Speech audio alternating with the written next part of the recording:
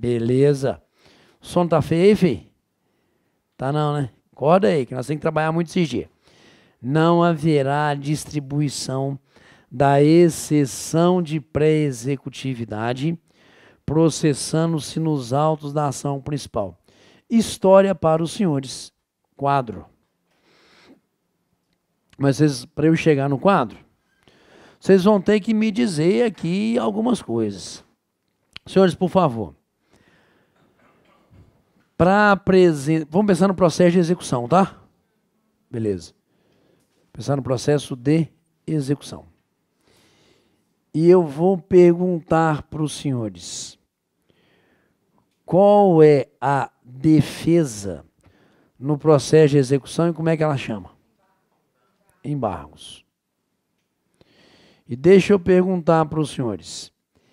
Esses embargos à execução, esses embargos do devedor, são apresentados nos mesmos autos ou são distribuídos por dependência? Distribuídos por dependência. Distribuídos por dependência, sempre. Sempre. Vamos à lei? Código de Processo Civil, por favor. Estou mudando a lâmina. Estou saindo do provimento 61. Estou indo ao Código de Processo Civil e levando os senhores ao artigo 736, que está inclusive marcado. Beleza? Olha lá. Está vindo de outra aula já marcada.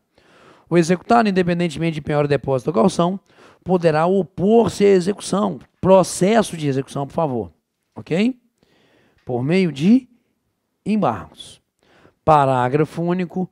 Os embargos à execução serão distribuídos por dependência, autuados em apartado e instruídos com cópias das peças processuais relevantes. Observo que a lei está dizendo, quando eu penso em embargos à execução, eu vou ter distribuição por dependência, podendo ou não até suspender o fluxo do processo de execução, ok?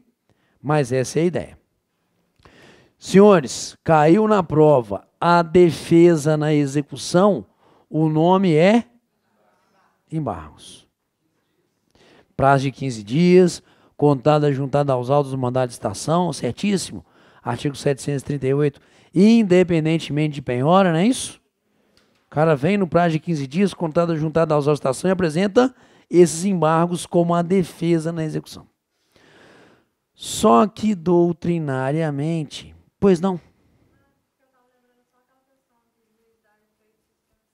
Ou não dá efeito específico, pouco importa. Mas sempre será distribuído por dependência. Você está confundindo, sabe com o quê? Com a impugnação ao cumprimento de sentença. Lá no processo de execução por título executivo judicial. Aqui no título executivo extrajudicial, os embargos sempre serão por dependência. Sempre gerando autos apartados. Tá?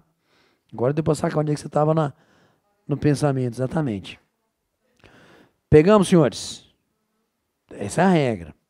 Só que doutrinariamente existe um segundo tipo de defesa na execução. E que está aqui no provimento 61.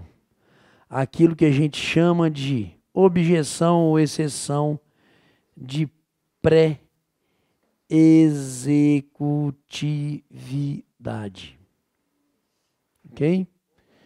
Para que essa pré-executividade, que não tem no Código de Processo Civil, mas está o raio do nome no provimento 61, tem que explicar, né?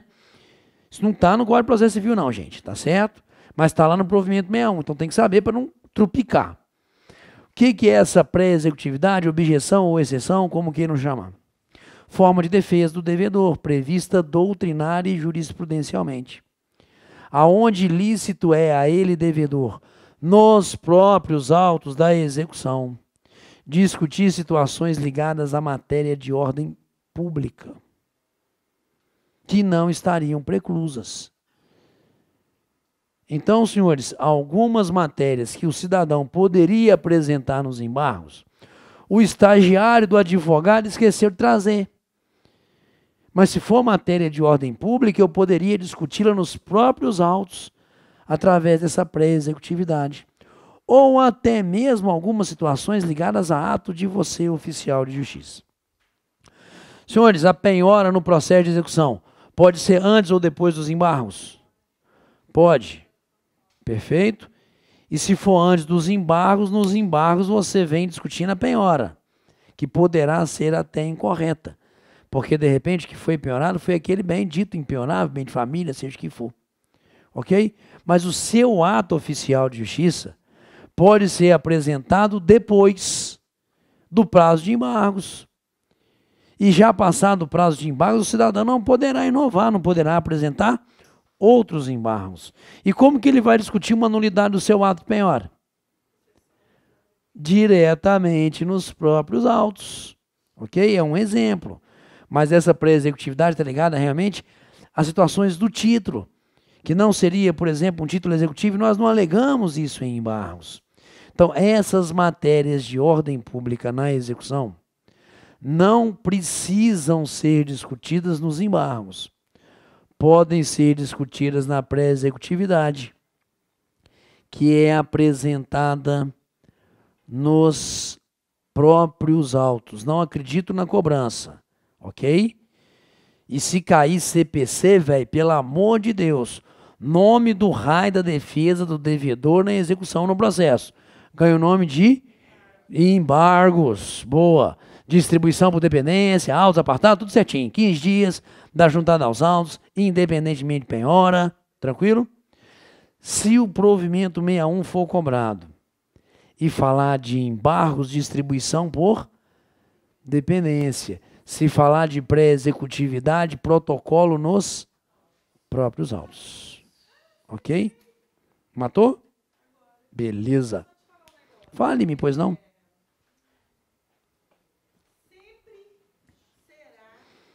Sempre será. E se sempre me mata, mas continua. Manda, brother. Manda aí, manda aí, manda aí. Ok.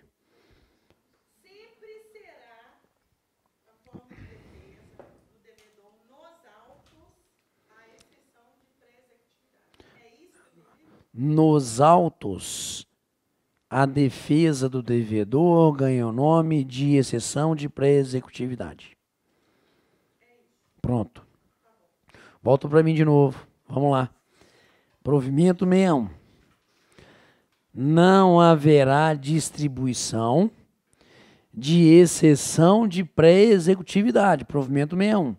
Processando-se nos autos da ação principal. E o que é essa exceção de pré-executividade?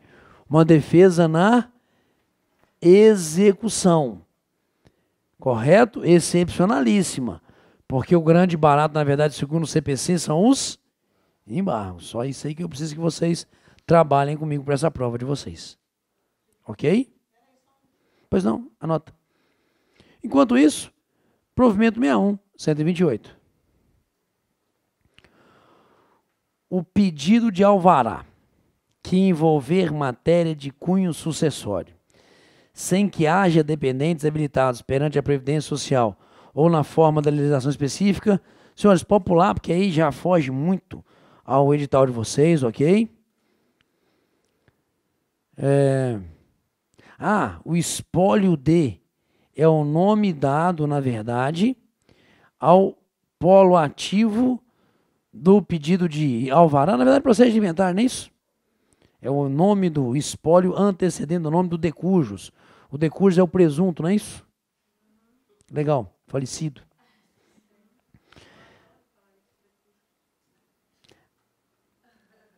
(129) A conversão da união estável. Senhores, o que é a união estável? Boa. A união estável pressupõe aquele estado entre a morte e a quase morte, porque é idêntico ao casamento, não é isso? Parabéns, muito bem, ótimo. Então, pode haver a conversão da união estável em que, senhores? Pasmem, em casamento. Entendeu? É tipo assim, período de experiência, né? Ruim por ruim em casa mesmo, pronto, logo acabou, mais ou menos a ideia. Então, joga para mim. A conversão da união estável será distribuída aos juízes, de direito para as causas cíveis e onde houver para vara especializada de família, correto? Porque a união estável, senhores, é hoje tida pelo Código Civil também como família? Também, correto? Então, o provimento cuidou disso aqui, porque havia uma discussão muito grande se essa união estável, antigamente, claro, era de direito civil ou de direito de família, na verdade é tudo direito de família. Então, aonde existe vara especializada, vai para a vara de, se não, nós vamos para a vara civil. 130. Reconvenção.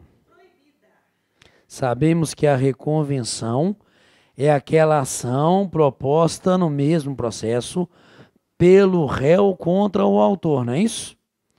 E que ela é apresentada simultaneamente com a contestação, artigo 299 do Código de Processo Civil. Então, coloca aí do lado 130 o artigo 299 do Código de Processo Civil e o artigo 315 do Código de Processo Civil. 299 e 315. Na referência cruzada com 130. Porque a reconvenção é simplesmente apresentada ao protocolo, gente. Para ser apresentada nos mesmos autos ali, não é isso? O cara apresenta a contestação numa peça, a reconvenção em outra. Mas isso vai tudo para os mesmos, tanto que o 130 do provimento nosso está dizendo, não vai distribuir, pode julgar.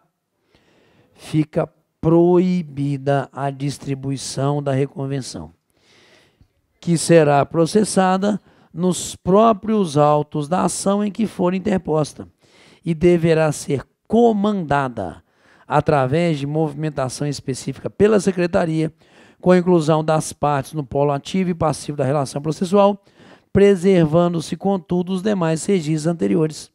Então, confirmando, reconvenção não é distribuída, está proibida. Reconvenção é simplesmente apresentada ao protocolo e a Secretaria cuida, não é isso? Dos atos ali, de cadastramento das partes, esse barato todo, segundo o provimento 61. Facinho, gente? Beleza, esse da reconvenção sempre tem que ter atenção. 130A.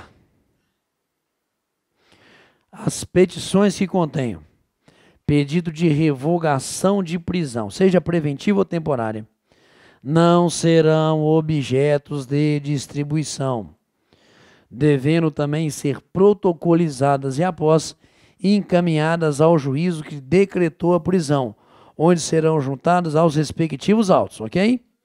Então, a revogação de prisão, seja preventiva ou temporária, mero protocolo ao juiz. 131. Deixa eu ver se interessa pra gente. Interessa, né, velho? Distribuição tá no edital de vocês, nós não vamos mascar, não. A carta precatória reencaminhada pelo juízo deprecante deverá ser reativada e processada no juízo para o qual houve a primeira distribuição, caso não tenha sido efetivada a baixa automática, caso tenha sido, efetivada a baixa automática, não sendo submetida a nova distribuição. Senhores, por que ela poderia ser reencaminhada? Olha só, foi para fazer penhora lá em Montes Claros. Voltou, não foi cumprida por um motivo qualquer. Aí o advogado pede que essa carta seja extraída novamente e reencaminhada para a prática de um outro ato, talvez até para localização, não é isso? Correto dos bens. Então vai voltar para onde? Para o mesmo juízo lá em Montes Claros. Não vai haver uma nova distribuição por sorteio dessa carta precatória, já que ela está sendo reenviada para lá. Ok?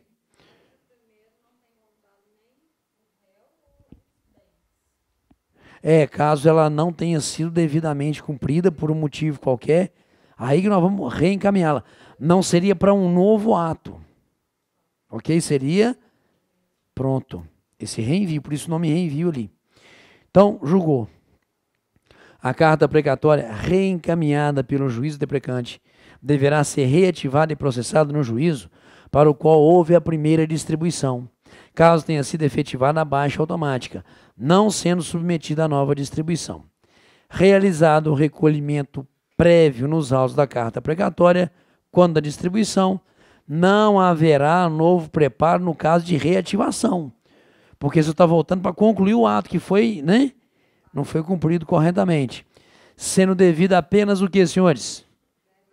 Verba indenizatória, que é do oficial de justiça. Porque, de novo, foi para Montes Claros, voltou, não encontrou bens, não é isso? Volta porque tem o bem lá em Montes Claros, mesmo bem tal. Não precisa pagar novas custas, precisa pagar apenas a verba do oficial de justiça, que é indenizatória para ele ir realmente praticar o ato novamente. Como é que é? Ah, você está falando do valor lá, não é isso? Da lei de custos, R$ 7,50, é mais ou menos esse o valor. Entendeu? Mas você recebeu 2 vezes, presta atenção. Entendeu? Já foi uma vez, já vai de novo. Entendeu? Já dá quanto cerveja? Velho, tá comprando cerveja barata, hein? Porra. Essa é nova. Manda. Não, tá indo para lá, pro oficial de Montes Claros, cumprir dentro da comarca de Montes Claros. Pegamos, senhores? Tranquilinho? 131, belezinha, 132. Distribuída a carta precatória, informar-se ao juízo deprecante sobre a vara a qual foi encaminhado e o número do referido instrumento tomou na comarca deprecada. A informação sobre o destino da carta precatória solicitada a distribuição pelo juiz deprecante será encaminhada mediante protocolo à Secretaria do Juízo. Menor problema nisso aqui, fiquem tranquilos. 132A. Todos os procedimentos de cumprimento de sentença em feitos de competência de família serão distribuídos por dependência em autuados em apartado. Explico 132A. Cumprimento de sentença de causa de família serão sempre distribuídos por dependência em autuados apartado. Exemplo: na sentença, lá na vara de família, não houve a condenação do pai a pagar uma prestação de alimento X para o filho todo mês? Não pagou. Vamos cumprir essa sentença? Em vez do cumprimento ser nos mesmos autos, já que é casa de família, a lei está determinando que seja o quê? Ok? Que seja ali distribuídos por dependência e autuados em apartado. É uma propriedade disso ligada ao direito de família, por uma opção aqui do Tribunal de Justiça de Minas. Porque, em regra, as outras situações de cumprimento de sentença, nos mesmos autos, gente. Entendeu?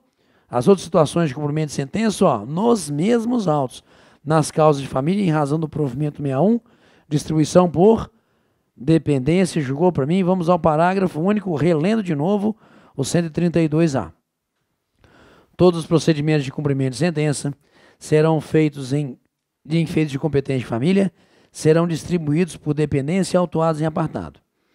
O cumprimento de sentença em feitos de competência diversa da mencionada no caput desse artigo, deverá ser protocolizado e juntado aos autos.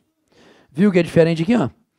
Que não seja de competência de família, as outras situações convencionais, simplesmente o quê? Protocolizado e juntado aos autos. Então, por favor, é só pensar da seguinte forma: cumprimento de sentença, regra, protocolo e juntado aos autos. Se for de vara de família, distribuição por dependência, autos apartados. Apenas isso que eu preciso que os senhores peguem para mim de detalhes no artigo 132A do provimento. Não é o ferrinho de dentista, não é isso? Que fica ali assim, ó, futicando a gente. Senhores, vara regional do Barreiro. Beleza? Aí eu acho que é muito específico, porque fala de ações lá de 2006, 2005, ok? Em se tratando de distribuição por dependência, ações que tratam o cabo desse artigo, eu acho que pode pular. Ok? Pulou. É. 132C. A habilitação para o casamento. Também não vejo maior preocupação para os senhores. Ok? 133, cadastramento. Vamos lá com fé, gente. Tão logo sejam distribuídas as iniciais, o serviço auxiliar de distribuição procederá ao cadastramento. Nome, prenome, observados, registros constantes dos documentos elencados no 114 desse provimento, não é isso? Que o 114, inclusive, fala que a parte tem que declinar o nome dela inteiro, não é isso? Sem abreviaturas, é mais ou menos essa ideia. Então, distribuída a petição inicial, imediatamente você faz o cadastramento, servidor. Na comarca de Belo Horizonte tem a Cuca. Lembra da Cuca? Lá do sítio do Pica-Pau Amarelo, muito bem, parabéns. Na comarca de Belo Horizonte, caberá a Central Única de Cadastramento, a Cuca, subordinada diretamente ao Serviço de Apoio e Distribuição de Feitos, realizar essa tarefa. Pulou. Eu acho que mais é o caput mesmo, sacou? Então, logo seja distribuído esse cadastramento.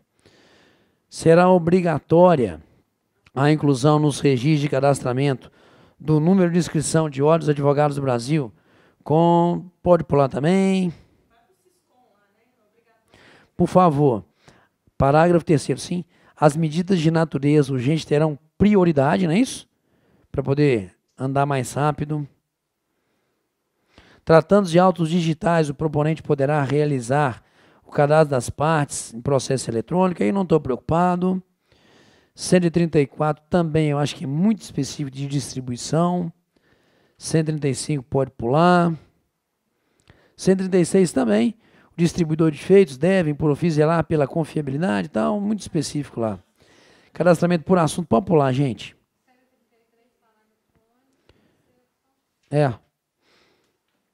Pode pular. Por assunto, aí eu acho que é muito específico da galera que realmente vai trabalhar. Não acho que eles possam estar cobrando dos senhores. 137. Até por curiosidade, vamos lá, redistribuição de feitos. Dar-se-á quando o juiz se declarar incompetente e não indicar o juízo para o qual declina. O que é isso? Eu não sou competente para essa causa, ponto, não é isso? Então, volta, vamos fazer a redistribuição dele. Correto? Como é que é? Redistribuição, não é isso? Perfeito. Então, observa. Não estou dizendo qual é, volta, não é isso? Faz a distribuição de novo. Item 2. Em decorrência de novo pedido, deve ser reativado um feito findo, que é o feito já baixado, e que seja incompetente o juiz originário, se não houver sido originariamente observada na relação de distribuição por prevenção, continência ou conexão. É aquele negócio, apresentou a distribuição por sorteio, foi para aquele juiz, não é isso? Quando deveria ter sido feita a distribuição por dependência, volta para ser novamente redistribuído. 4. Devem os autos ser remetidos a outra vara, ser remetidas a outra vara para instrução de outro processo, houver erro na distribuição. Então, basicamente só por curiosidade a redistribuição. Popular. 139 começa a complicar. Porque o 139 fala de quê? Expedição e cumprimento de mandados. Melhor então ao povo do presencial, dá uma relaxada na cabeça. Pessoal do online, nós enfrentamos esse tema na próxima aula.